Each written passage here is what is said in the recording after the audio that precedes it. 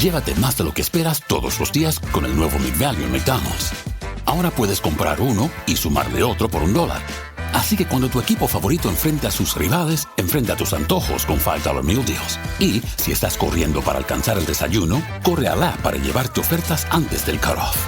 Tú decides, y con McValue, tu decisión siempre rinde más. Precios y participación pueden variar. BOGO $1 válido para un producto de igual o menor valor. Debe estar registrado en Rewards para ofertas en el app.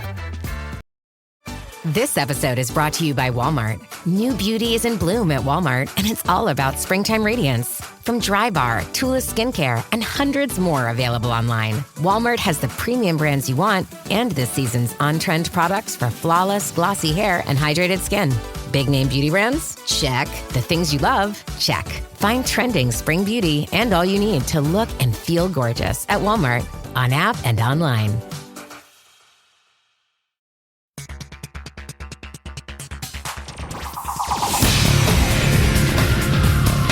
Hey y'all, it's time for Rolling Dice and Taking Names.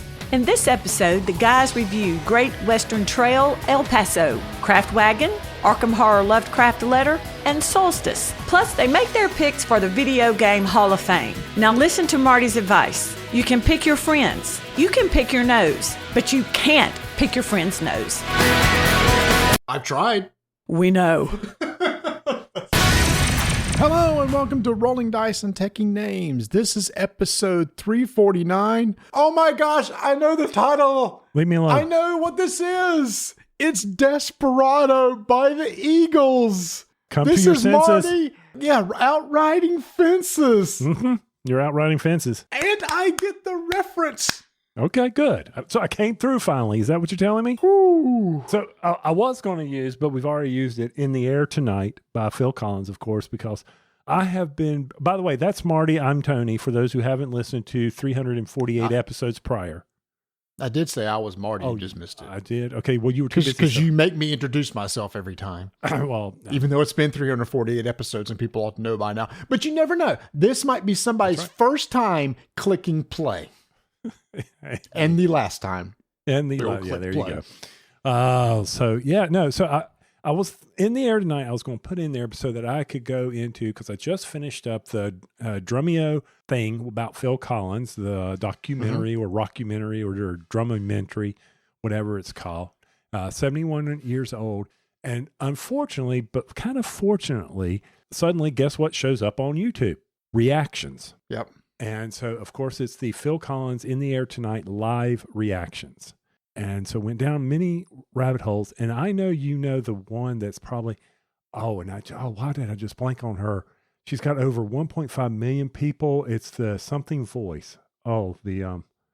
Just not discernible. And the redheaded lady. Yes. Yep. Of course, I watched that one because I usually do watch the ones that she does. She live reacted to the song In the Air Tonight. Did she do a live version? The one that everybody loves. I don't know if you've seen the live version of In the Air Tonight, where it's got all the blue lights and it's got 5 minutes. I think I've seen it. Yeah, 5-minute intro. It's interesting to hear her take on it because, I mean, she knows the artist, right? Mm-hmm. And so I appreciated the fact that she was sitting there saying, okay, listen to how Phil will enunciate, pronounce every one of his vowels as he sings.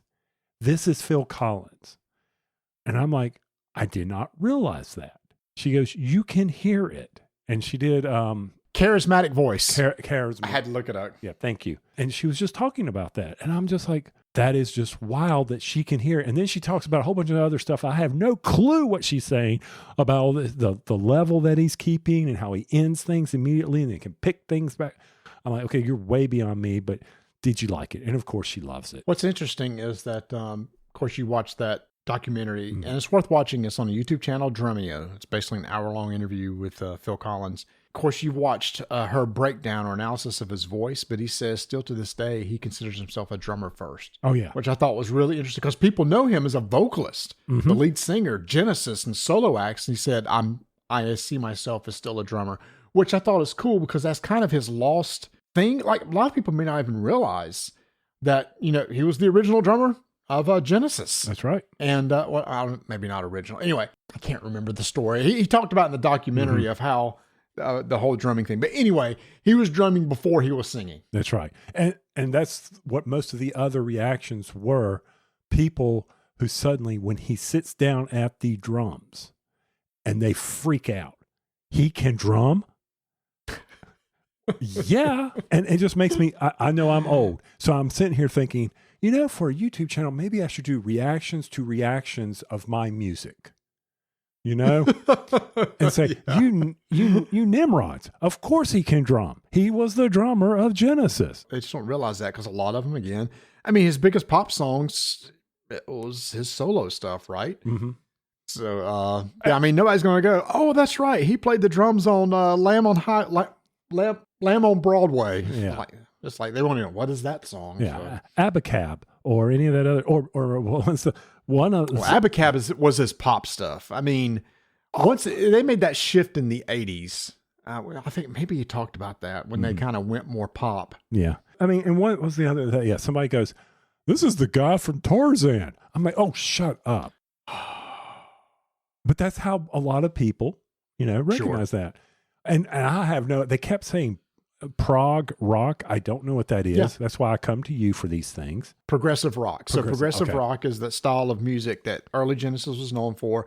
Rush, yes. Oh. It's that style of kind of called, some people call it like artsy rock, where they use strings, a bunch of different arrangements. The song structure isn't your typical, verse, chorus, chorus, instrumental. It's they're longer songs, 10, 15 minutes long, a lot of instrumentals and stuff like that.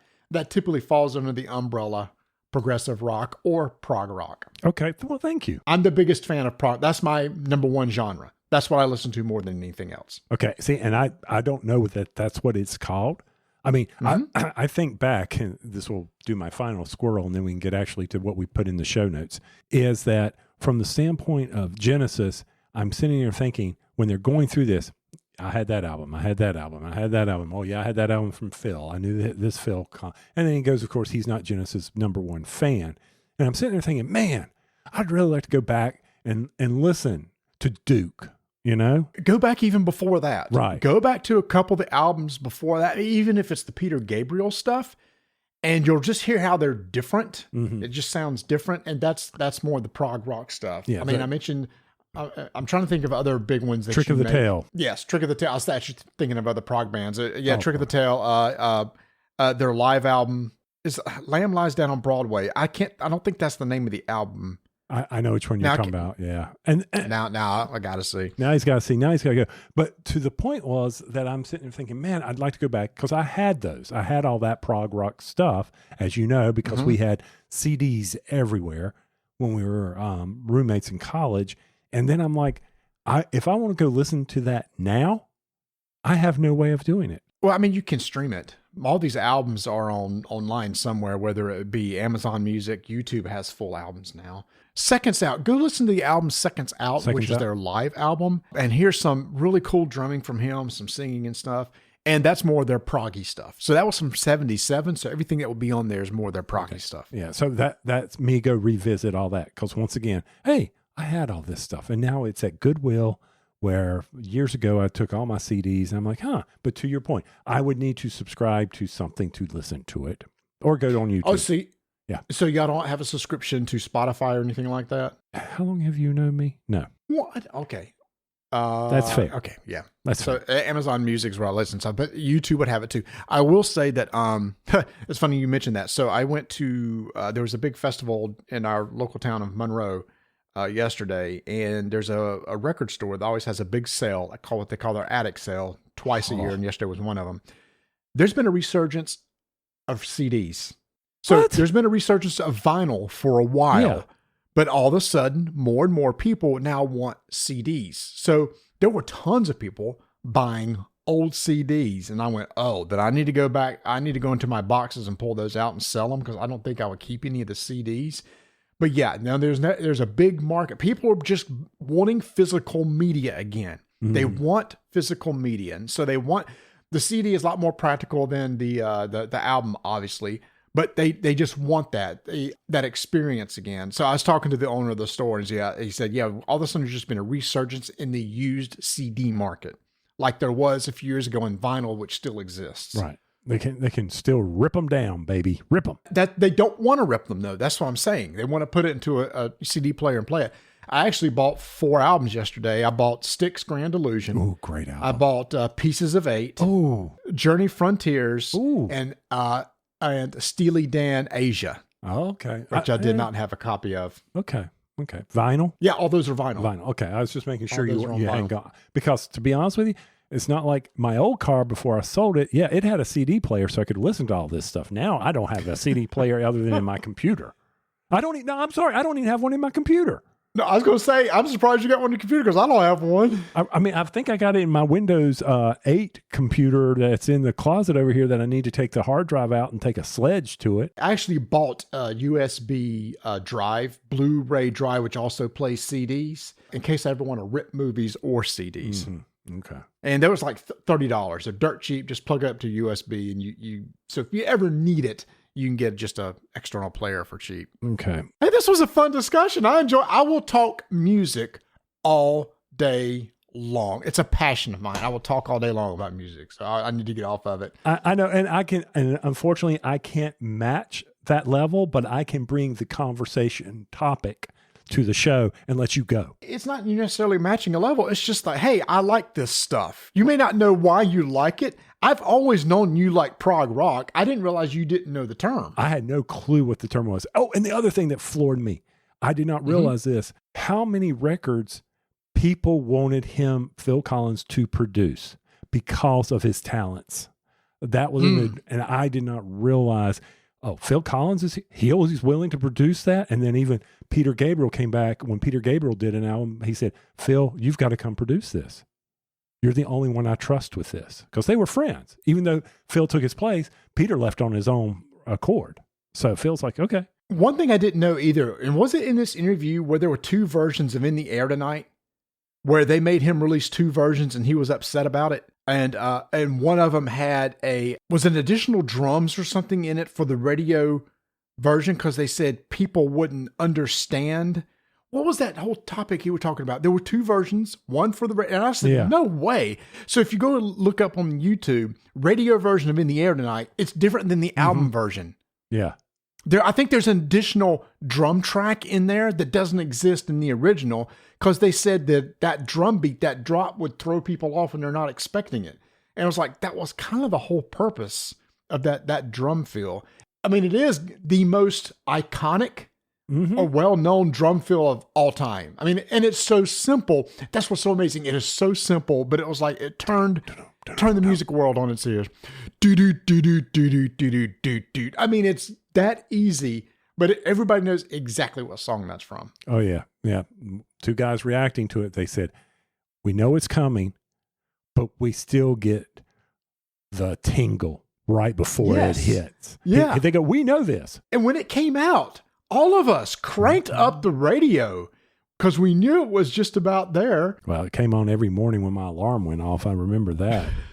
Oh, for some odd reason, it was everywhere. All right, we got to move on. Moving on. Okay, the other thing I put in here is that for those, so if you haven't tuned out, you all will definitely be tuning out now. The NFL has embraced technology in the coming season by doing first down measurements electronically. Rest in peace, Chain Gang. They're out of a job. People will run across field to allow the athletes the ability to take a breather. It's now gone. They're going to, I don't know if they're going to laser it or what. I mean, the refs are still going to have to put the football down in the inappropriate position so that red flags can be thrown on placement of the ball. But anyway, now NFL measurements are going to be done electronically. And it's like me and my wife kid about the yellow line. Why did he fall short of the first down? Did he not see the yellow line on the field for first down? Boom, boom. Exactly. So I'm like, it finally took him that long, but I guess easy enough to do. I mean, survey crews have been using measurements like this all the time with lasers. Should speed up games. Yeah, you would think. I mean, bringing the Chain Gang onto the field for the measurement would eat a couple minutes. I mean, do they just call the booth? I guess. How do they check it on the field? I don't know. It's kind of like the booth is the boys back in New York are reviewing the challenges now. So, I mean, they've got a whole crew going through this. So I'm sure they've probably got somebody there or some type of technology. Exactly. Yeah, I'm curious to see how that's done. Also, did you see, kind of related, did you see in spring training the use of the electronic strike zone? No, I missed that. All right, so this was tested in spring training, and I can't remember. It's either you get to check 1 or 2 calls per time at the plate or something like that. Oh my but basically, gosh. no. Well, here's the thing. That's because they limit it. But at any time, the batter can step out, tap his helmet twice, which means please check the electronic and see if you got it right or not. Okay. It wasn't really abused because, again, you were very limited. So it's just like the replay thing, right? It's like you better be sure before you throw the red flag in football or do the same thing in baseball that you better be confident before you do this. Same thing for this too.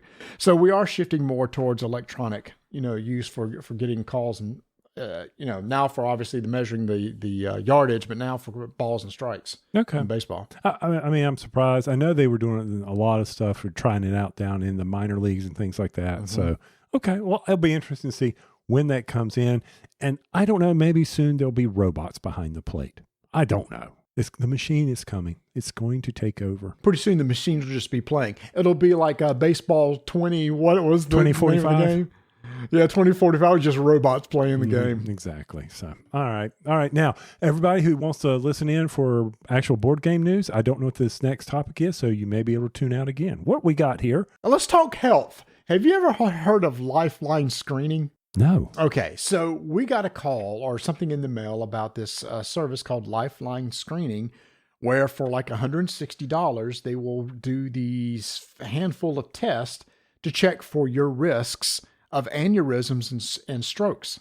Okay. It's a company that goes around the country and sets up places to do these tests, and they did it in Waxhaw at the VFW. And so it's one of those things, it's obviously a money-making thing, because when you call to schedule the appointment, they try to upcharge you or upsell you for some other tests that you want to do. I actually did that because some of the other tests they wanted to check was the health of your heart. What's the risk of you having a heart attack or coronary heart disease? Mm-hmm. And so I said, I want that package. So for $220 in 1 hour of my time, I went in and they do, for aneurysms and stuff, they do a CAT scan on your abdominal aortic region, checking for a potential issue there. Your carotid artery on the left-hand side, right-hand side of your neck. So they take an ultrasound and they look for any plaque buildup.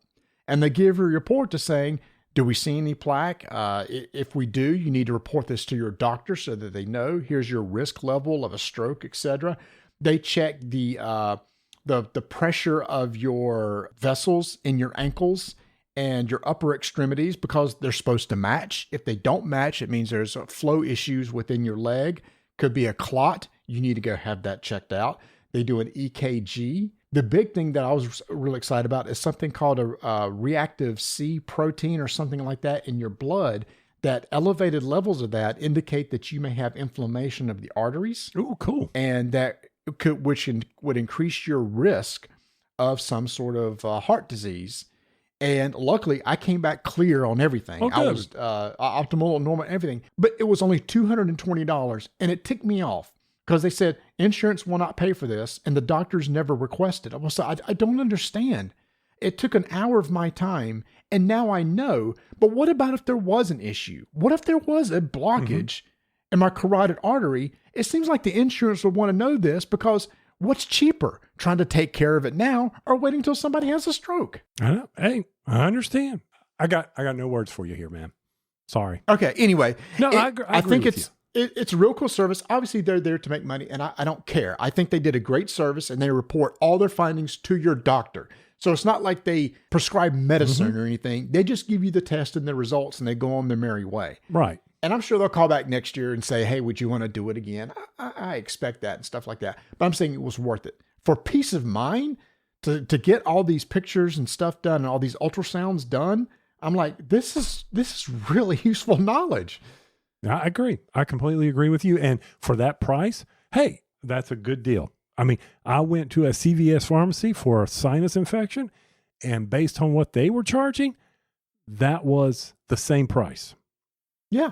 And so Vanessa, being a lady, she requested to have checked for osteoporosis. So for women, they check bone density to see what it is and say, is it something that you need to look at or anything? So, and they also checked her thyroid too. She wanted a thyroid check. So she did the test for that. Good. So a lot of the stuff they kind of already do at your well visits, which I didn't do any of that sort of thing. But the lipid test, your cholesterol is automatically included in the base cost. Anyway, so I'm just saying, Lifeline screening, if you ever have the opportunity, I just think it's worth it. Mm-hmm. And we do not get any kickbacks from this advertisement. Thank you. Not a bit. Not a bit. I just think I used my HSA card and paid for it right out of that. Yeah. So. All right. So we talked a couple episodes ago about how I was disappointed about the movie. Coyote versus Acme was shelved. Well, now, guess what? Warner Brothers has sold it. It's going to be coming out now. I cannot wait for this. This may get me back to the theater. This is so classic. Will Forte is a lawyer for the Coyote as he sues Acme. Well, he's not going to win. He's not going to win, but that's okay. Please be good. Yes. Because the premise is so spot on. And we know the Coyote can talk because he could talk as, Sam and Ralph. Sam. I kind of hope he does. I kind of hope he doesn't. Okay, because the Coyote in the desert's not the same one that was with the sheepdog. It is not, really. I don't know. That's what I'm saying. Oh. It's not Sam and Ralph when they did the sheepdog thing. For anyone who's never seen a Looney Tunes commercial, you're going to have to go look at this cartoon. Yeah. You'll have to go and watch them. And I don't know if you can because they do certain things in there that's probably no longer allowed. But anyway, so yeah, it'll be interesting to see. And the Roadrunner, what's his defense? So Mr. Roadrunner, did you knowingly let him into a wall? Beep, beep. I mean, what else is he going to say? Well, again, I don't know if the Roadrunner has anything to do with it. It was just defective stuff that he bought from Acme. Yeah, but they got to, yeah, I agree. This will be interesting. I'm with you. I hope it's good. I'll count on you to let me know when this is coming out. I don't know if they've announced a date or if they just bought it and said we're going to release it sometime. Who knows? But I'm excited for this one. All right, every fall we always talk about the Hall of Fame for tabletop games. Yes. Well, the same company, the National Museum of Play, also has a Hall of Fame for video games, and they've just announced their 2025 World Video Game Hall of Fame finalists. So I thought we'd just quickly run through those real quick and see which ones do we think are deserving. First up is the classic RTS, Age of Empires, which you and I spent a lot of hours in. Mm-hmm. We did. Whether it be that one or Age of Empires 2. Mm-hmm. Absolutely. Okay. Keep going. Angry Birds. Mm-hmm. I think was probably one of the first addictive mobile games. Came out in 2009. I didn't realize it was that old, but... what it says. I know. I cannot believe that. I did not know that. So the next one, Call of Duty 4. Was there not 1, 2, and 3? Why did 4 make the list? I don't know. It's just Call of Duty 4 Modern Warfare. That's kind of when they they started out in World War II. Mm-hmm. And I think this was their first foray into more modern times. But yeah, I mean, that was a big deal back in 2007. Oh, the next is a classic, arcade classic, baby. Mm-hmm. Defender. Nice. I don't know why they show a box of the Atari game, because that's not the one you want in the Hall of Fame. You want the arcade coin-op game in there. Yeah, and they talk about it being Williams Electronics 1981. So they probably just didn't have a quick, I don't know, image of an arcade game. People could see it, but I'm with you. I mean, that Defender thing, I never even played that on the Atari. So I did. You did? I did. And I stunk at Defender. I did too. I was not good at that game. Using buttons to go back, and you only went you had to the reverse to go the other. No. And then you hear that little nasty noise that would say that, hey, somebody's getting picked up. So I'd run over there and I'd shoot the person and not the thing. And then you had to catch the thing. Oh, please. Catch the person? No. Oh, yeah, I missed that one. Speaking of classic arcade games, Frogger. Mm-hmm. Classic. I did enjoy playing Frogger. And the Seinfeld episode is a classic episode where George wants to buy the Frogger game because when he was a kid, he played in the pizzeria and it still had his high score on it because they never unplugged it. Oh, wow. That's pretty cool. All right. I didn't enjoy Frogger very much. I wasn't very good at that one.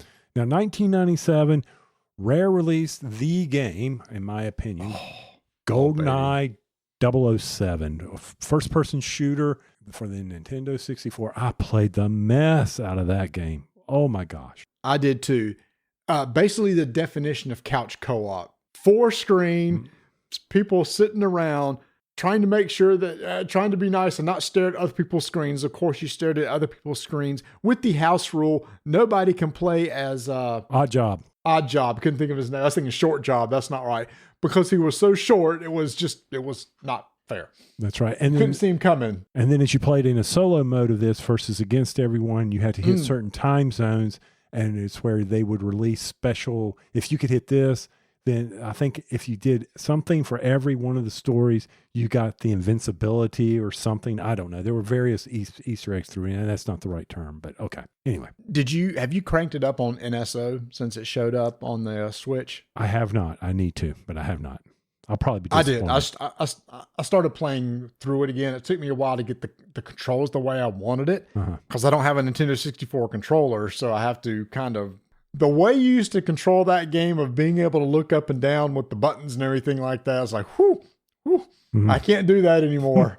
It was second nature back then, not anymore, baby.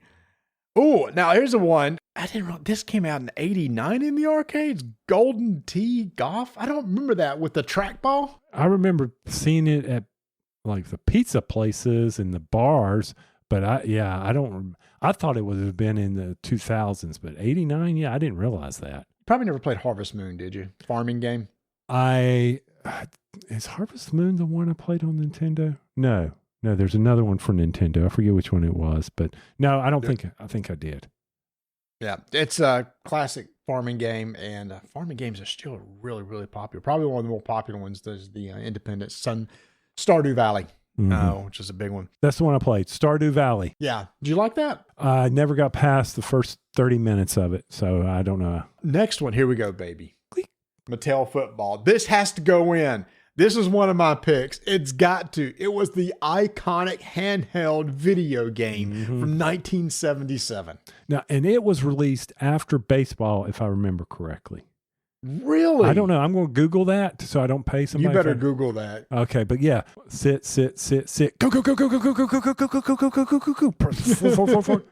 And then when 2 came out, and you could go frontwards and backwards, and you had passing. Ooh, passing, yeah. And then the head-to-head version, where there's buttons on each side of the device. That was from Coleco, wasn't it? Oh, that wasn't Mattel. Okay. Because they also had baseball. 1978, baseball. Okay, so football was first. Football. And I still remember the sounds of that game. Oh, yeah. Oh, it's so classic. NBA 2K. I never really got into the NBA 2K games. NBA Jam was my jam. I like the arcade style games. That was the one for me. Yeah, Bird versus Dr. J on the Commodore. Yeah, that was nice too. I enjoyed that one. I enjoyed that one too. All right, next up is a game that scared the bejeebus out of me. Quake and Doom, both of them. Ooh. Yeah. Quake was the one that came after Doom. It was. I mean, we're talking 1996. So that was the time when FPSs just really kind of started catching on. It's like, holy cow, look at the type of games that we could play now. And FPSs are still extremely popular today. So that one's in there. And then finally we got Tamagotchi, 1996, which were the games where you basically try to raise a little pet pocket pet. Yeah. Whatever. Yeah, I didn't do that. Which I never did that. All right. So tell me, of these items, which 3 do you think is going to get in? Oh, 3 go in. Well, I have no idea. I'm just saying 3. 3. Well, my top 3, of course, are going to be Mattel Football. Yep. GoldenEye. And then I think, even though I'm not a big fan, but to your point, Angry Birds. That is my 3. That is the exact 3 I was looking at. So I think those are the ones I think that make the biggest impact. So there you go. Video Game Hall of Fame. Thanks for those who posted that in our Discord channel. And if we missed the announcement of the winners, please let us know and we'll do a follow-up segment. All right. We spent 30 minutes not talking about board games, so maybe we should get to it. And I'm excited because this and the upcoming episodes are going to have some requests from our gaming buddies, Tony. They said, don't we ever get to play like older style games or old games? And so that's what we're going to do. We want to cater to their needs because we want to make sure that our game group stays together and we don't run them off. Over the next couple episodes, we're going to play like remakes of classic games or new versions of classic games. And we're going to start out right now with this episode with a new version of Great Western Trail called El Paso. GameToppersLLC.com, known for their gaming tables. But when this released, if you did not get over there for their March Madness sale, which ended on April 15th, face it, you just did a Duke. You choked. You failed. You could have gotten a discount on some incredible mats, some incredible accessories over there. Sorry, but don't let that despair take over your life. Go ahead and check out all the products that Berkey has over there. The game mats, the toppers, the leg kits if you already have a topper. I mean, my heavens, he's got all kinds of products that will make your game night that much better. Matter of fact, we were playing the other night, and I didn't have time. It was just Don and I, so I didn't pull out the game topper. And then, lo and behold, what does she do? She knocks cards all off the table. Had the game topper been set up, would that have been a problem? No. The game topper would have kept them on the table. Taught myself a lesson. I go, what are you doing over there? She's like, I don't know. And she's dropping cards everywhere. Now we got to go pick them up. I'm like, oh, good gosh. Okay, fine. So anyway, Game Toppers LLC. Go give them a look. Go see what they have. And get ready for their next big announcement. I don't know when it's going to be, but I just want to tease you. Maybe give you a little clickbait there. Back in 2016, Alexander Pfister released a game called Great Western Trail, which really took the board game hobby by storm. An extremely popular game where you as players are basically deck building. You're trying to build a hand of cattle as you move your player across the map, moving to different cities that give you different abilities and different actions for the whole goal of getting to the end of the trail, turning in your cards for the highest value possible to earn rewards, victory points, etc. Now, Tony, we've played this game in the second edition, plus other ones came out in New Zealand, Argentina, etc. And I enjoyed Great Western Trail, but it is a little bit longer game, right? It's one of those when you get it to the table, you know you're going to realize with 4 players, look, we're going to be sitting here for 2.5 hours. Absolutely. It's going to take you a while. And, that was probably one of the knocks. So, I mean, I didn't mind this one being as long as it was. So when you said, hey, this new game, let's go ahead and give it a try, because it's Great Western Trail and it's shorter. And now I'm all about shorter. He's referencing Great Western Trail El Paso by Alexander Pfister and Johannes Krenner that just came out from Lookout Games. And it really has the same sort of theme. There's a trail that you're going to be moving your piece around. And as you move, you can land in certain locations. If they're neutral locations, you can take the actions on that location over the course of the game. You can buy new locations that you own that will give you additional actions when you land on them. But other people can land on them too, but they get to take auxiliary actions instead. And it's still a deck building game. You're trying to build a diverse deck of cattle so that when you get to El Paso, the end of the trail, you can turn in those cards and you want as many different cattle as you can in order to claim a spot on a track, which, just like Great Western Trail, unlocks abilities on your board. When you claim a spot on the main board, you move a spot covering an area on your player board, which maybe makes an auxiliary action better for you. Hey, instead of moving 3, you get to move 4. Hey, instead of getting 1 token, you get a couple extra tokens or money when you take this auxiliary action. Or it unlocks auxiliary actions that you didn't even have access to until you get to the end of the trail and, put one of your pieces on one of those spots. How the game plays works exactly the same, except it's a lot smaller map with a lot less spaces to go around, and the different types of players that you're going to, the different types of characters you're going to use, engineers, builders, etc., work a little bit differently in this game than in the original. I'll be honest, I don't remember the original enough to compare the two. When we first were talking about it and we were going to learn the game, you can say, hey, it's kind of similar to Great Western Trail. One of the things that we pointed out was we don't have that train mechanism.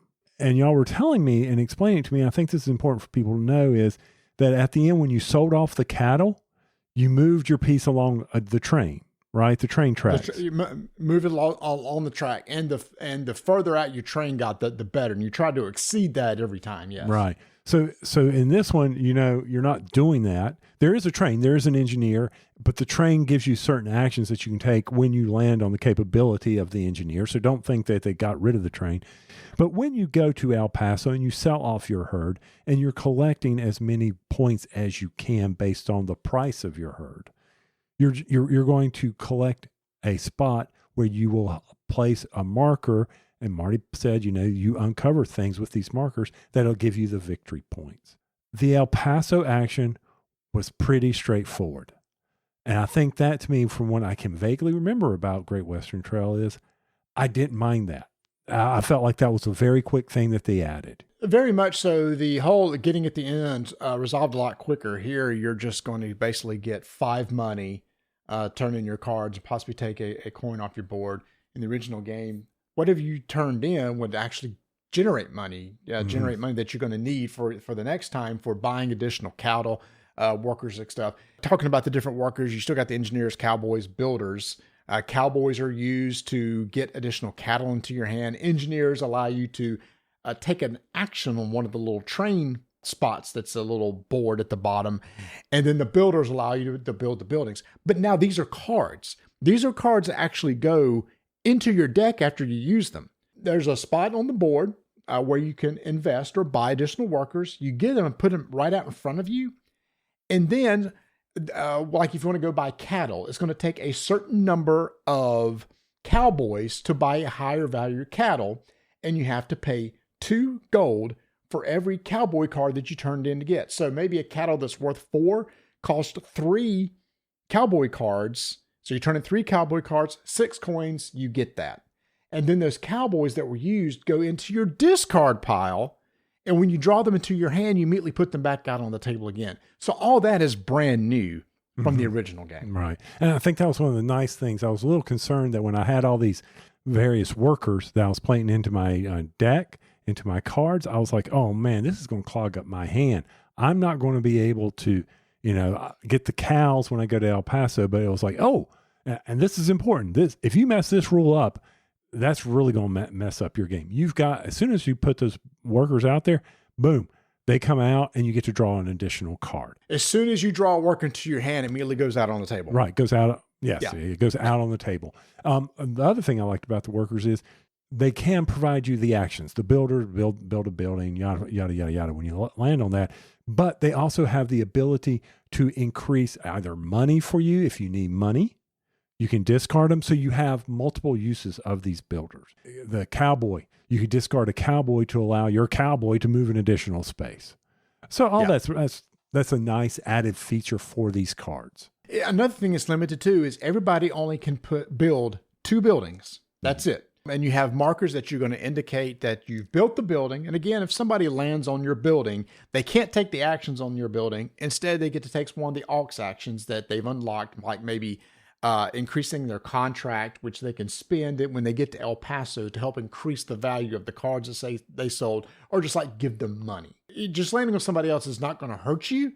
You just don't get to take their main actions. And if you want to buy one of the higher value buildings, this is going to work the exact same way as the original game. You can always replace a lower value building with the higher, and you just pay the difference, which is nice too. So you can slowly level up and scale up your buildings over time.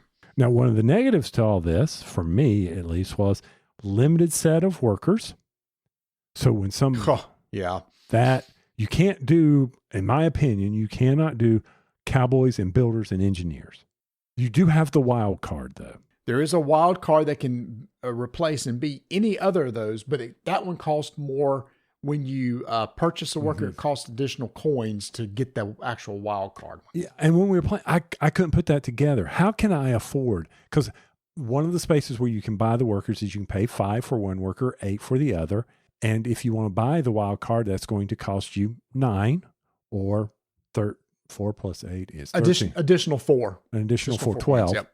Now, there are certain buildings, very expensive buildings, that would allow you to get a worker, which will eliminate the wild calls for free, so you'd only have to pay 4, but there's very limited ones of those buildings.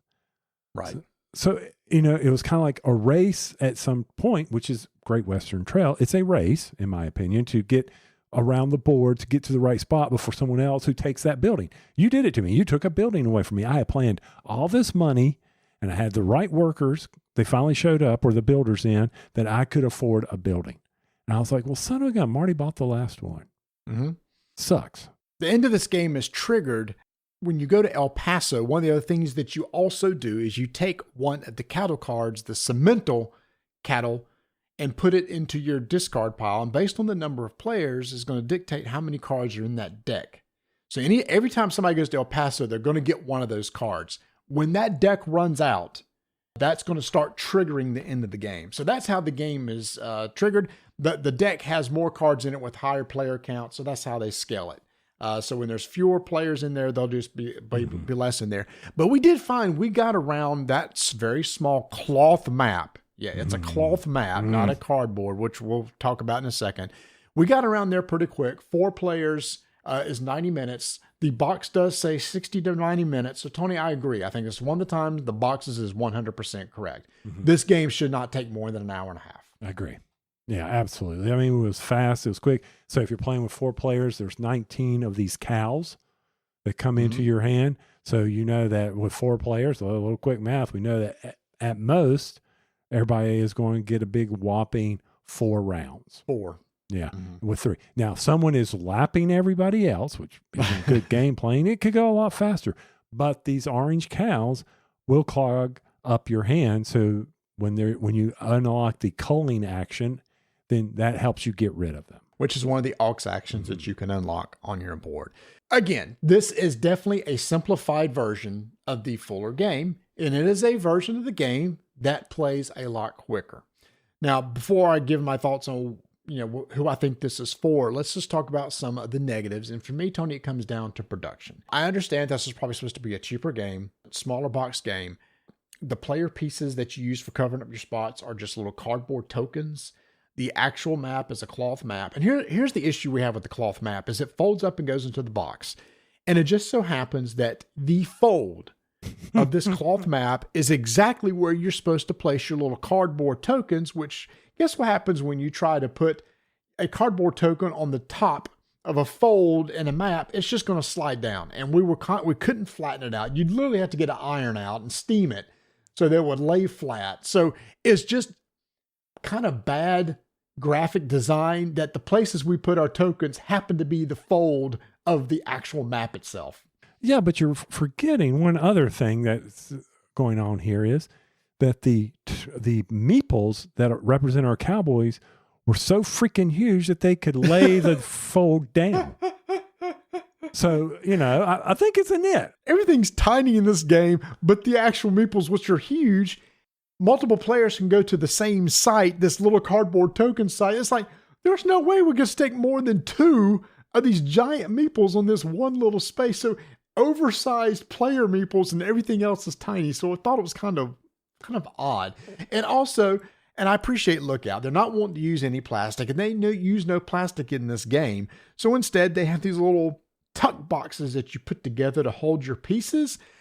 I tried to take advantage of them, but nope, I just ended up getting plastic bags and putting stuff in plastic bags because that was the easier way to store it. So you're probably going to want to still use plastic bags with this anyways. To me, the big knock was the production of the game. It just felt like it was a cheaper, and it is a cheaper version of Great Western Trail. So I don't know if you've got any more little knocks or negatives on the game itself. Yeah, I mean, to me, those are nits about the production, and I understand that you buying that, you kind of want, some nice cubes to represent the buildings you own or something better than the tokens that they gave us that kind of blended in at times. At least the colors were very nice to represent the various players. We've come across a couple of games recently where the colors have been atrocious. So they did a good job there. As far as the rest from the knocks of the game, I think it's just learning the game. It's not bad, but you're limited in the amount of workers in certain cowboys, certain engineers, certain builders. You need to be aware of that. And I think that if someone who if plays El Paso many times, just like Great Western Trail, new players are going to not have a good chance at winning this game. let's talk about the rule book then, because this is supposed to be a more entry-level game, and there were several buildings and stuff that we were trying to go through the rule book and figure, okay, are we making sure we understand this icon correctly? So you know how many times in rule books, they'll basically go for each of these individual unique tiles, here's the actions of those tiles and how they work. That reference guide is not in this rule book. So there were times we would look at buildings and go, okay, I think that's what this action means. Guys, according to cross-reference between what we've seen in the rule book and what this other thing does, you think that's what it means? And to me, it should have been better clarified in the rules on what some of these actions were on the buildings. No, I agree. I didn't have to read the rule book. I was like, okay, this works out well for me. Yeah, that was your job. But yeah, there were some things I wish they had better examples or, referencing to some of the iconography as well. As we were flipping back and forth. Where does it say this? It doesn't say this. Okay, what does that mean? We were passing the rule book around a lot. Yeah. And to me, that means there's a problem when we're constantly going back and looking, especially on a game that's supposed to be easy to learn and quick to pick up. All right. So final thoughts. I think all of us were in agreement at the end of the night. Honestly, I think I would rather, as somebody who's experienced Great Western Trail, I would probably rather carve out 2.5 hours and play the original version instead of this version. And I said the same sort of thing with Terra Nova, which was like a stripped down version of Terra Mystica. Because I know how Terra Mystica works, I feel like I'm missing a lot of the meat of the game with Terra Nova, and I feel the same here. I feel like I'm missing a lot of the interesting decisions and meat of the game in El Paso over the Great Western Trail. So for me, I think I would just rather carve out an extra hour and play the full game. I would agree with you. I mean, if I wanted someone to maybe get them to join me for a Great Western Trail full marathon that's never played something like this, or to understand the basic mechanics of the buildings and things, then maybe get this one out. Well, that's exactly what I was going to say. Then who is this for? I think this is for somebody who's never played Great Western Trail and wants to see if they even would be interested in something like that. It's just enough of the feel of the simple, basic game mechanics you're going to get in El Paso. So maybe it's a good introduction to the full game itself.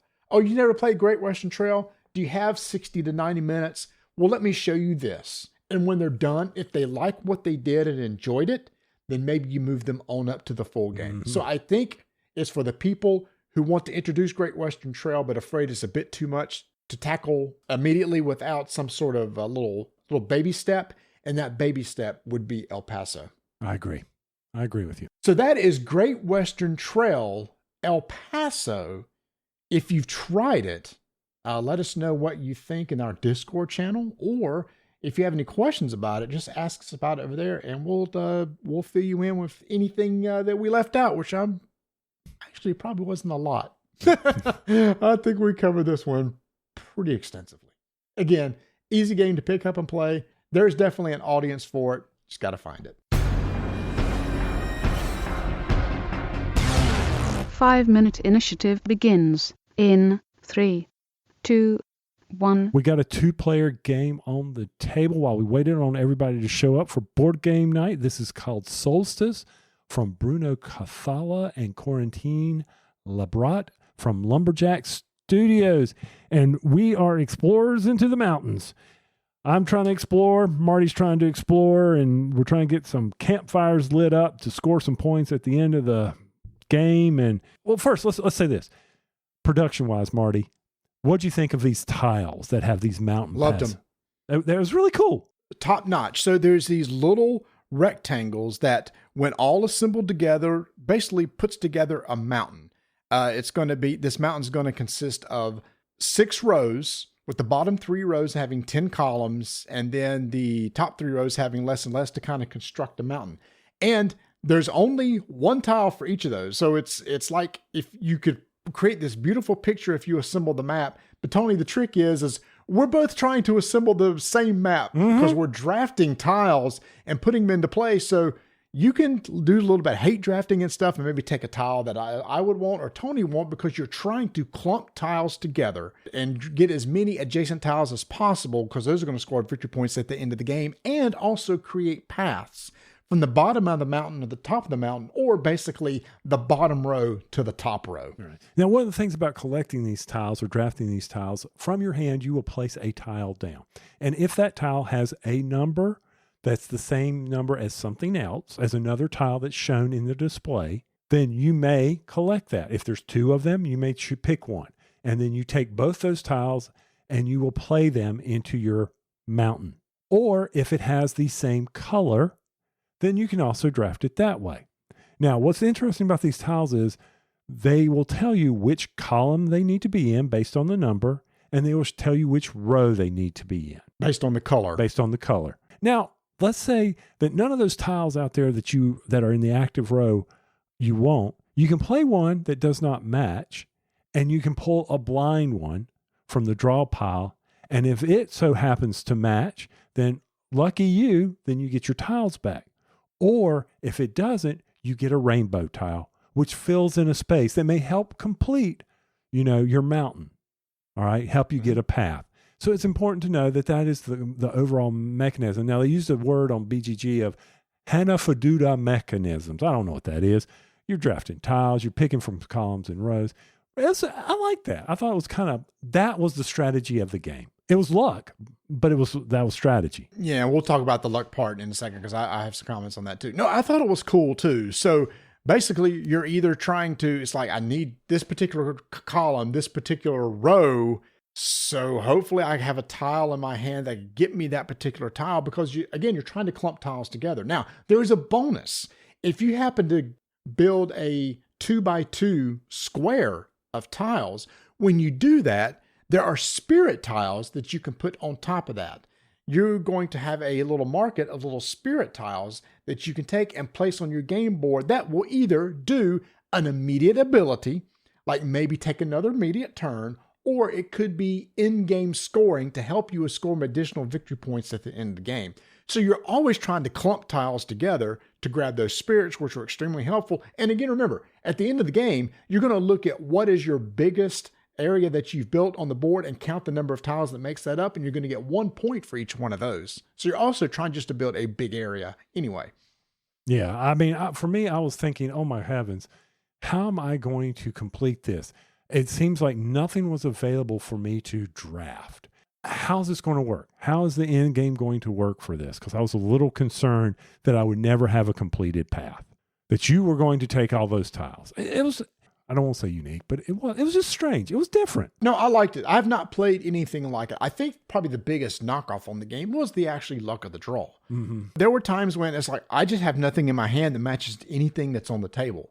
And then you do the blind draw off the top and hoping that something matches. And if it doesn't, well, you do get the rainbow tile, which is nice. That could create that final path. But having an actual tile would be better. But meanwhile, I might watch Tony, who blind draws off the top and draws into exactly what he needs, the one tile that's needed. And oh, look, that happened to be the one tile I needed too. Mm-hmm. Remember, these are unique tiles. These are shared between the two of you. And sometimes both of you will want the exact same one. Yeah. I know when we read the rule book, we were like, dadgummit. Are we building the same mountain or different mountains? Oh, here it is. Here it's in the rules. Great examples. Rule book was not a problem. But when you first started thinking, you were like, how does this going to work? And then you get to it. I liked it. I think it was an interesting drafting game. It plays super fast, y'all. 15, 20 minutes. I mean, it's nothing to set it up and start playing. It creates a pretty picture as you do it. And again, at the end of the game, it's going to be easily count up the points. Are you going to look at any paths that go from the bottom first row to the top row, and the top row basically have flames.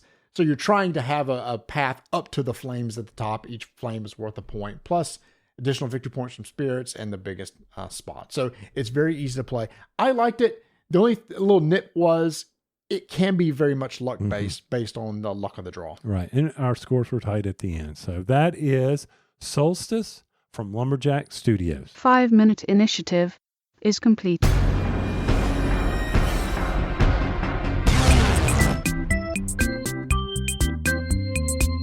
There is a brand new Kickstarter on GameFound from Portal Games, Race to Berlin. Tony, I have the prototype of Race to Berlin here. We have not got a chance to play it. Hopefully next episode, with the campaign is still going on, we'll be able to give you our quick thoughts on this game. Now, the unfortunate thing, Tony, is that Ignacy has come out and said this will not be available right now for U.S. backers because you just don't know what shipping is going to be because of tariffs. But what he says is, look, just throw $1 into the Game Found campaign, and when the pledge window opens up at some point in time in the future, hopefully this whole tariff stuff will be straightened out by then, and it's not 145% or whatever it is now. Then U.S. backers will be able to get it. So just know if you are in the U.S., just pledge at least $1 if you want to have the option to get it later on. I've heard many good things about this game. I've watched Cody Carlson's playthrough of it, giving his highlights of how this works. I don't know if you've seen it yet, Tony. It's really interesting. You've basically got one force playing the Americas, one force playing Russia, and you're racing to, as in the title, Berlin. Who can get there first and take it over? But what's interesting is on your turn, you also get to play the German forces. So if I'm the Americas, I can play the German forces on the Western Front to try to hold you back. And if you're playing as Russia, you can play as the German forces on the Eastern Front to try to keep me from encroaching. So I thought that was kind of a cool idea. That is a cool idea. I like that. Well, good. I'm glad that he's going to do that on Game Found because his vlog, I said in our last show, 347. I said, go be sure to subscribe to his vlog. And then here goes Ignacy dropping a big blog. I'm like, what are you doing to me? On YouTube. So it was kind of fun. I'm going to accuse him of clickbait. But yeah, I'm excited for Race to Berlin. Yeah, Race to Berlin. Like I said, hopefully we can get together before one of our game nights and we'll kind of play through it and stuff and give you kind of our just a preview impressions in a future episode. So head over to shopportalgames.com for all the games that you can buy and make sure to follow the blog and everything and look for Race to Berlin on GameFound. Back in June of 2015, in episode 70, Tony, you and I did a Flying Squirrels segment, which I have in our show notes. Y'all haven't forgot about Flying Squirrels. We had all these reviews and stuff. So Tony, we need to commit to doing the Flying Squirrels we're seeing, where we basically put together these little topics that we get to talk about for 2 minutes. But in this particular Flying Squirrels, I talked about a game that I played that I didn't get to play with you called Kraftwagen. I'll just say Kraftwagen instead of doing Kraftwagen. This is by Matthias Kramer, a game that I really enjoyed when I played it, but I never got to sit and play with you. Well, earlier this year, Arcane Wonders released a new updated version of the game called Kraftwagen Age of Engineering. It's still by Matthias Kramer, but they've done like a graphics overhaul of the game, and they've tweaked a rule or two in its gameplay. This is a game that I absolutely loved back when I first played it, and I still like it after playing it again because of the action selection mechanic. It's one of those where there is a circle in the middle of the board, and you put action tokens around the circle, 11 action tokens in these different spots around this circle. And at the end of the action tokens, you're going to randomly put our player pawns. Play begins. Who's ever at the end of that line picks up their pawn, moves around to an action they want to take. They'll take that action, take that little action tile and put it at the beginning of the line of the actions, and then the next person who's last in line goes. If you've played Coyote, it's very much like that. Who's ever at the end of the line gets to go, and you can jump as far as you want, but the further that you jump, you know that it's probably going to be a while before you ever get to going in, as everybody's kind of leapfrogging behind themselves behind you to catch back up to you. That's kind of the core mechanic of the game, Tony, and that's why it really drew me to it, was because of that, and I like the way Coyote works. Okay. Well, very good. And yeah, we got it on the table. Easy teach for you. And you basically were telling us that. And I was like, okay, well, there's nothing to this. And then you go, all right, here's the more complicated part. And I said, what's that? And you go, it's the buying and selling of cars. Yeah, so the whole theme of this is the early 1900s, late 1800s, and you're basically trying to build cars. You're trying to research engines and build better car bodies. You're able to race these cars. One big thing that you're doing is trying to put an engine with a car body, put it out on the market, look for a particular buyer, and try to sell it and make the most money that you can, which is one of the ways that you're going to score victory points, is by selling these cars or by winning where you place in the races, each round, etc. But it's about researching your engine, researching for body parts, collecting those pieces, putting them together and getting them out on the market. Once that market is full of cars, or you have tried to entice additional buyers and you can't, then you resolve that, and that's the end of the round. So, the round can go on and on and on as long as nobody is either putting cars out into the market or they're not putting buyers out into the market. You could just sit there and build up your own car, replace your own engines, however, but eventually that's going to happen. Now, you have to be challenged that when you put the cars out on the market, that you've got salesmen that are accompanied with it. So that's one way to attract those. They're going to bring people in. Somebody that's got the most salesmen, they could potentially sell one of their cars. And the other kicker is the prices, putting the prices out there. Because when you put a car out there based on the engine size and the strength or the body style of the car, which ranks anywhere from, I think it was 1 to 7, then you put a price on it, thinking, okay, if I sell this car, I'm going to get this amount of dollars or victory points. But there is the chance, since there's only 4 buyers, if 6 cars come out, there is a good chance that your car may not sell unless there are other people out there in the market who can buy. That's the whole strategy of this game, which personally for me, I kind of didn't grasp when we were playing this. After the first round, okay, I see what's going on here. And I'm like, okay, how do I manipulate this? Is there a way to manipulate it so that I can guarantee certain ones if I put this price out? And that's where a lot of the AP came in this game for me. I will say the basic actions that you take are very straightforward. When it's my turn and I move my piece and take an action selection, I can either claim a car body based on whatever I've researched in my little player area on my player board, and I'll put it into my garage. You've got 3 garage spots I can hold bodies or engines. Another action is claim an engine based on how well you've researched. One of the things you get to do is research. You can move your little research tokens up from 1 to 7 on either engine or body, so that the higher it goes, the better engines or car bodies that you're going to get. You can also recruit. Now, here's the change, Tony, that happened from the first game. In the first game, you had a deck of cards. And when you did kind of like a research action, you would draw the top 2 cards off this deck, which might be engineers or instant abilities, and you pick one. And that's what you get to have. The thing with that, it was very luck-based on what you drew. You might draw something towards the end of the game that you don't really need anymore. Here, you've got a little market of engineers, investors, and instant benefits, so that when you check a recruit action, you can take one of those tiles. There are 2 available, and then you can also draw from the stack. So you get a little more options on what you're going to get to take. The engineers just basically have ongoing abilities. Maybe they make it easier to modify an engine or car body, etc. The investors are basically come in after all the buyers have done resolved and allow you to maybe get an investor to buy it and mass produce a car. We could sell a car twice. And then the instant benefits are just, hey, I'm going to get some additional workers because the workers are needed to help sell things, but the workers are also needed to assign to your pit crew when they go racing, because another thing you can do with an action is you can go race. You can assign your pit crew, workers to your pit crew, and then you move your car around the track based on the strength of the engine that you're racing with and the number of workers you've assigned to it. Because at the end of the round, who's ever raced the furthest is going to get some victory points. Second, get something else. Third, get something else. So it's just yet another way to get victory points. So all the actions, like you said, teaching it was very straightforward.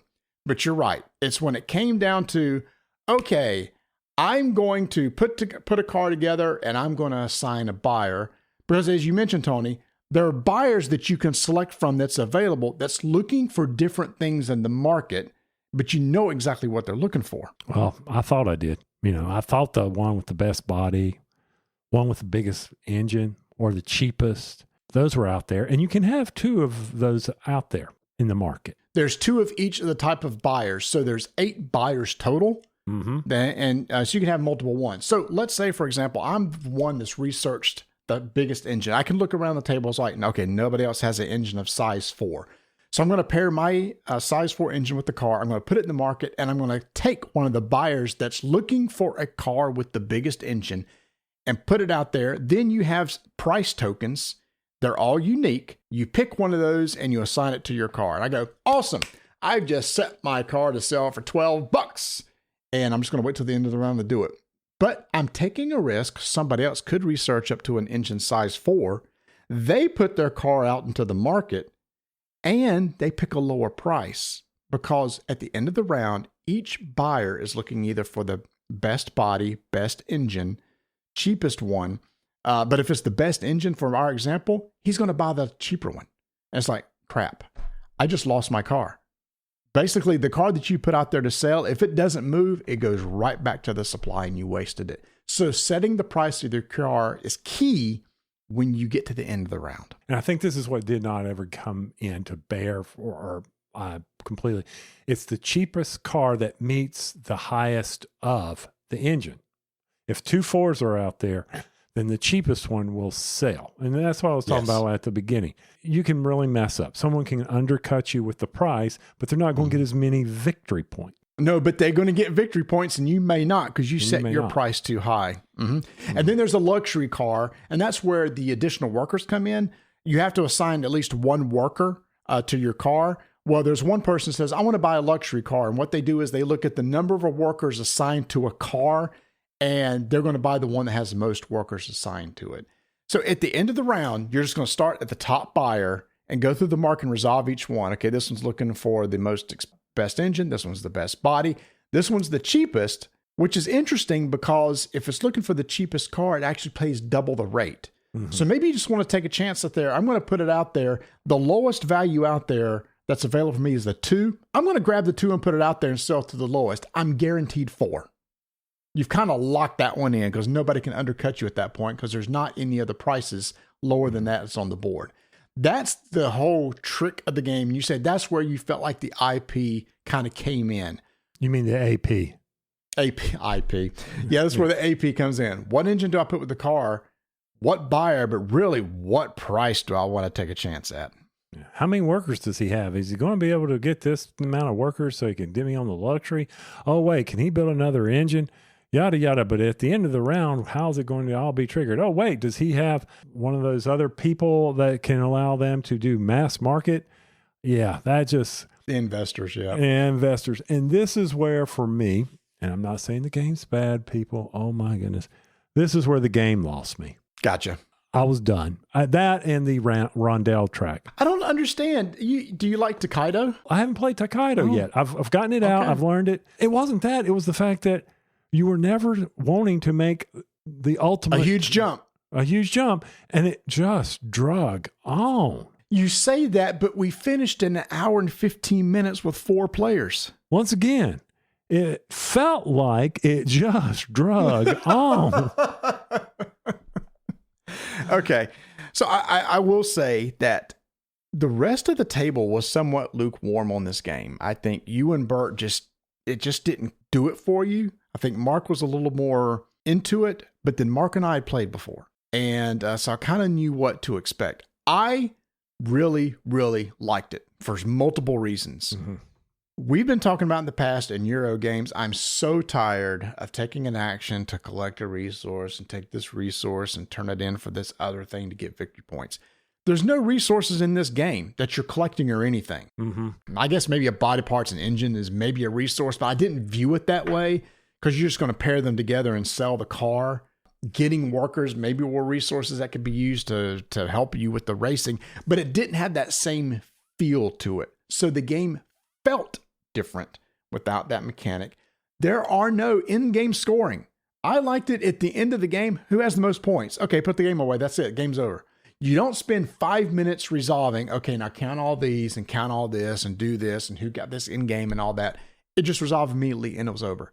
I like that too. Where you felt like it dragged, I felt like it was just the perfect time for me because sometimes it's like, crap, I've got to hurry up and do some more stuff before another buyer action is taken, which will trigger the end of the round. Yeah, I was sitting there calculating, okay, how do I speed this along? And I'm like, okay, if I go out there and try to push the buyers along, then I'm going to end up having to basically sit there for 5 minutes, which is punishment for not the reason doing why the is fishing. because you jump far around the circle and you have to wait for people to catch up to you. There are times if somebody is right ahead of you and jumps further than what you were planning on to, you may get to take 2 turns in a row. It seldom happened with us. Very seldom happened because we always were like, and this is what I was saying, from that standpoint, we were always making sure that we didn't allow that to happen because we just didn't want people to have that opportunity. Because it might, why would I do that? Might as well just jump and let that one person jump a little bit ahead, We're basically playing leapfrog. Or that's how I felt. Once again, no reflection on the game, just something for me, it was not my style of game. Gotcha. I just want to talk a little bit about the graphic design. Go back and look, y'all, to the first game. It was a bluish color with bluish tint. It was very blah. The graphic design on this, and let me just give a shout out to the person that did this. Javier Ink Golem, you did an amazing job with this board. It is beautiful colors. It's laid out where it's easy to read. There's different sections of the board that in the other game were just had hard lines kind of differentiating the sections of the board. Here there's like some color blending gradients from one color to another where each color is its own region. It just looks really good. Much better than it did on the table. In fact, if you have Kraftwagen 1, I would look at this one and potentially move to this because of the graphic design. And honestly, the one rule tweak with getting away with the deck of cards removed the element of luck that I like too. For me, I like the gameplay. I like the speed of the play. We're talking a 4-player game in 90 minutes, absolute max. It's an easy teach. It just looks good. So I get it. The rest of the group, you didn't really care for it, but for me, it's what I was wanting in a Euro right now in a time where I was tired of playing 2.5 hour long Euros with a bunch of fiddly bits that I need to manage and stuff over time. Oh, completely. I'm 100% with you on that, on the agreement. The production, amazing. I agree with you. It'd been cool if the main board where you had the little tokens could actually sit and, lift out, but you would have eventually peeled everything off. So it would have made it difficult to pull them out of the little sprockets and put them back down. You know what I'm saying here? Have an inlay in the board. Yeah, I mean, that whole part of being able to quickly do something without having to do a lot of converting. Yes, I was looking forward to that. Yep. For some odd reason, I was just like, man, I'm just not feeling it in this game. So yeah, put it back on the table. I won't say no to it. And I promise you, I won't be too grumpy. All right, so y'all, that was Matthias Kramer's Kraftwagen, Age of Engineering. If you played his other game, Glenmore, which had a similar action selection, then you can compare that to this. Try before you buy. You've gotten a couple different thoughts and opinions here on it.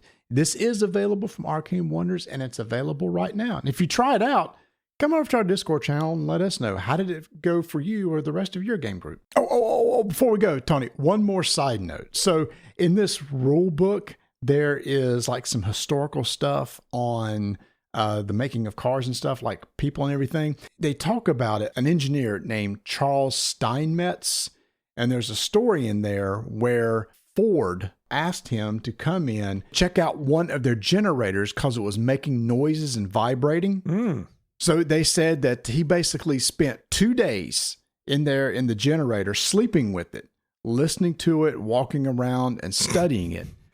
And after 2 days, they came to him and said, well, what have you found? He said, all right. He said, told the engineers, he said, I want you to remove a plate where I've marked with an X and eliminate 16 windings from the coil starting at that point. The engineers did as they were told, and the generator went back to working perfectly. Steinmetz asked for $10,000 for his work, a sum that Henry Ford found exorbitant. So he requested an itemized invoice, and the invoice received indicated chalk mark on the generator, $1, knowing where to put the mark, $9,999. Oh, I've heard that story, but I didn't realize that's what it was. Okay. So then I was looking into this guy. Get this. So he did early work in alternating current.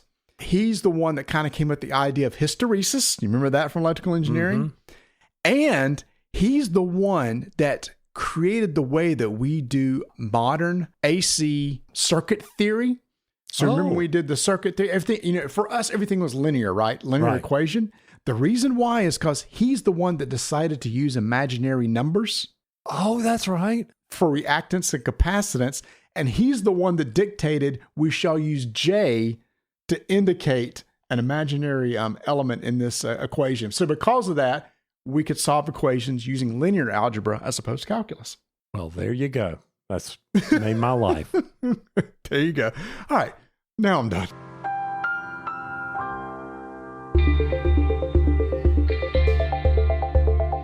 I don't know if you realize that, but you know that Miniature Market has some exclusive games that they have. One of them is Eldfall Chronicles. This is a game that came out in 2023 and is a 1 to 4 player game that's a fantasy and RPG inspired tabletop skirmish game with collectible miniatures. And this looks really cool. Some miniatures you can put together and build and paint, and you play in this skirmish type game where you also has like an RPG setting with level up and everything like that. But what's interesting is only Miniature Market has it right now that you can get it and play it. And on Board Game Geek, it has a score of 9.4. Ooh, that's insane. So if this is something that you think you might be interested in, head over to Miniature Market and look at their banner for Eldfall Chronicles. And while you're there, check out all the other games, because as we start entering convention season, they're going to start popping up these pre-orders for games that are released at the UK Games Expo and Origins and eventually Gen Con.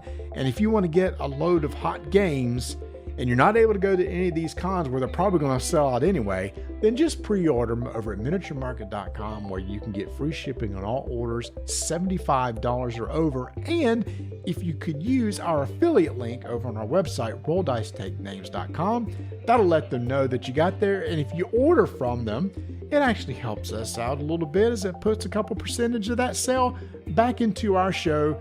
So you can look at it not as a way just to get some good, inexpensive games, but to help support the show too. Isn't that nice of them, Tony? That's amazing. Head over to miniaturemarket.com.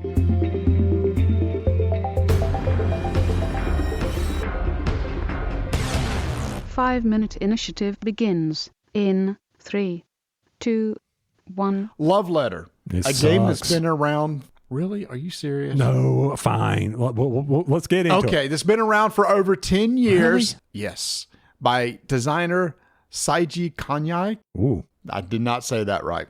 But anyway, he was the designer of the original Love Letter. And Tony, there has been many versions of this. Well, you know, being an Arkham Horror fan, when a new version came out called Arkham Horror Lovecraft Letter from Z-Man Games, I went, oh, I want to try it. So what makes this Love Letter different than the others? It's the classic, everybody's dealt a card. On your turn, you draw a card. You play one of those cards. The goal is to be the last person standing, or at the end of the round, there's more than one person left with cards in their hand. Whoever has the highest value wins. You're trying to win a certain number of times. The twist in this, Tony, is there's two types of cards. One of them is an Otherworld card, which has a sane ability and an insane ability. Now, you start out the game sane, and when you play a card that isn't Otherworld, you can choose to play either the sane or insane part. Typically, the insane's a little crazy, a little more wild, but once you play one, you're now considered insane the rest of the game. And then at the beginning of your next turn, you have to draw a card from the top of the deck for each Otherworld card you have played. If any of those cards are the Otherworld cards, you're immediately out of the round. So there is a risk playing another world card, but sometimes you're stuck because that's only two types of cards in your hand. The way the cards play is just like a lot of the classic Love Letter games. Tony, is your card this number? And if I was right, you're out of the round. Or, hey, let's secretly compare hands. Whoever has the lowest is out of the round, etc. But there's some unique ones within the Arkham realm itself with those sane and insane abilities. And Tony, I was surprised when we played. I was like, I don't remember this game at all, because you must have not have played in a very long time. Probably 9 years ago. I can't remember. It may have been the Batman one. Wasn't there a Batman one? There was, which is very expensive, and I still have it. Okay. That'd probably be the last time. I mean, I was giving you all grief about it because to me, there's not much to this game. And you're right. There's nothing to this. It's Love Letter. It's not much. There's nothing to this. It's pure luck. Enjoy it for what it is. And I think since I haven't played in so long, I didn't appreciate what it was doing from the Arkham Horror side of it. Hey, all cards on the table. Somehow, blind squirrel, I won. I don't know how. So here's how you win. So at the end, whoever wins gets a token based on whether they're sane or insane. If they're insane, they get a token representing that. If they're sane, they get a token representing that. You win if you collect 2 sane tokens or you collect 3 insane tokens because it's harder to stay sane over the course of the game. That's pretty much it. Of course, one of those typical love letter things, these games can run long because if each person's collecting a different token each round and all this, these love letter can tend to run long. So that hasn't changed, but the art on the card is very much from the Fantasy Flight Arkham Horror world. It's some of the same characters, Jenny Barnes, Roland Banks, Necronomicon's in there, Cthulhu's in there, etc. So it has that familiar flavor of the Arkham Horror universe, just with this new element in there. Hey, it's another flavor of love letter. I like it. I'm keeping it, and I'm sure I will bring it out during our annual Halloween Barbecue event. Okay, well, I will watch from the distance. And, oh, come on. You won. Once again, pure luck. And it was straight freaking luck. I did like some of the effects of the cards, but y'all kept saying, oh, this is this card and this is this card. And that meant nothing to me. So I appreciate it. No, it was fun. I'll admit, a lot of grief, but I did have some fun with it there and some of the effects. The insanity was really upsetting me at one time, or it seemed like every freaking round I was knocked out first and it became a joke. And so, and I guess that can happen in the game. Absolutely. So that is Arkham Horror Love Letter from Z-Man Games. 5-minute initiative is complete.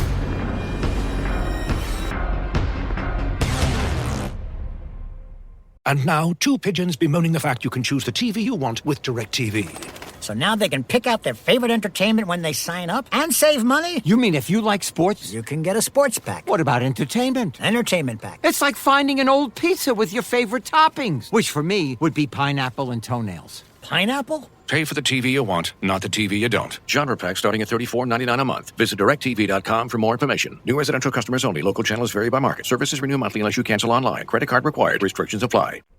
All right, you ask me every episode, so I'm going to go ahead and get it out of the way. Yes, I went to Star Wars Unlimited today for a constructed tournament, and I was 1-2, and the match I won was not a bye with the automatic win. I actually won my match 2-0. It was a deck I quickly threw together last night that I was kind of play testing about doing indirect damage. My first match, I played against a guy who plays like he wants to play in planetary qualifiers. Like this guy wants to go to Vegas. So I knew, and we have a big one coming up in a couple weeks. So I knew this guy was play testing decks that are going to be really good. He blew me out of the water.